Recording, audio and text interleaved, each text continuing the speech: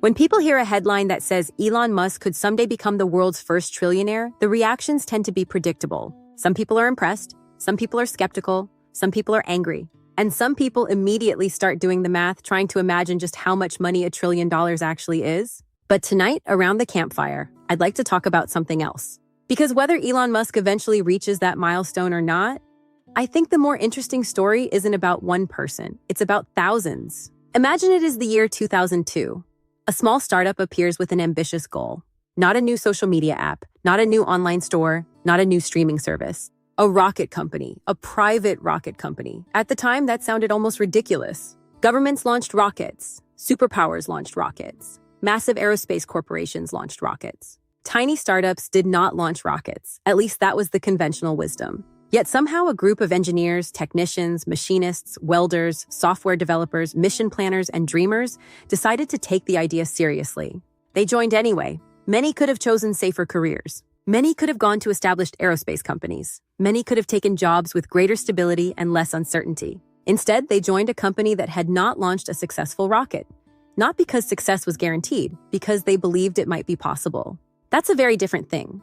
Today, we often look backward through history and assume success was inevitable. But it never feels inevitable when you're standing in the middle of it. In those early years, SpaceX wasn't viewed as an unstoppable giant. It was viewed by many as a long shot, a gamble, a risky experiment. And then came the failures. The first Falcon 1 launch failed, then another, then another. Think about that for a moment. Imagine showing up to work every day knowing the world is watching your company stumble. Imagine reading articles predicting your employer's collapse. Imagine hearing experts explain why your mission will never succeed. Yet people stayed. They kept designing, they kept building, they kept testing, they kept believing. Eventually came the breakthrough, the first successful Falcon 1 launch. A moment that probably felt less like a victory and more like finally coming up for air after being underwater. Then came NASA contracts, then Falcon 9, then Dragon, then cargo missions, then astronaut missions, then reusable boosters. And that last one still amazes me. For most of the space age, rockets were treated like disposable machines. You launched them once, you watched billions of dollars disappear into the ocean, and then you built another one. SpaceX challenged that assumption. Many experts said it couldn't be done economically. Many said it wasn't practical. Many said it would never become routine. Today, watching a booster land vertically seems almost normal, but only because thousands of people spent years turning science fiction into engineering reality. And that's where this story starts to become really interesting. When headlines talk about Elon Musk's wealth, they're talking about ownership. But ownership at SpaceX doesn't stop with one person. Thousands of employees receive stock options. Thousands became partial owners in the company they were helping build.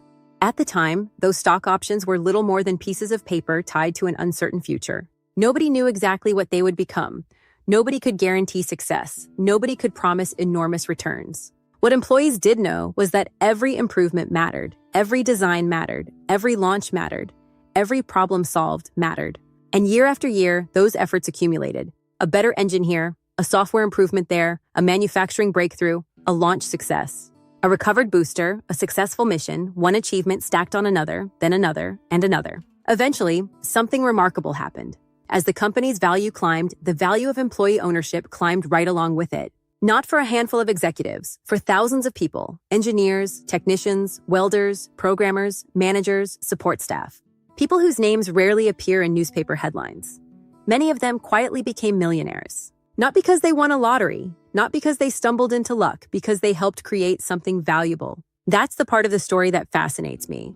History often compresses events into a single name. We say Henry Ford built Ford, we say Thomas Edison invented everything, we say Steve Jobs built Apple, we say Elon Musk built SpaceX. But reality is always more complicated. Every major achievement in human history has been a team effort. Railroads were team efforts. Airplanes were team efforts. The Apollo program was a team effort. The internet was a team effort. Modern medicine is a team effort. Space exploration is a team effort. The spotlight usually shines on a single person because that's how stories are told. But the real work is done by countless individuals whose names never make the history books. And maybe that's one of the lessons worth remembering. Success rarely belongs to just one person. Every launch requires thousands of hands. Every breakthrough requires thousands of contributions. Every great accomplishment stands on a foundation built by people most of us will never meet. The next time you see a headline about a billionaire, try looking beyond the number. Behind that headline may be thousands of people who believed in an idea when success wasn't certain. People who stayed through failures, people who accepted risks, people who solved impossible problems, people who built pieces of the future one day at a time. Maybe that's the real story. Not that one person became unimaginably wealthy, but that thousands of ordinary people helped accomplish something extraordinary, and in doing so, changed their own lives as well. Around this campfire, we often talk about the people history remembers. Tonight, I think it's worth remembering the people history forgets, the engineers, the welders, the technicians, the builders, the dreamers, because sometimes the future isn't created by the person standing in the spotlight.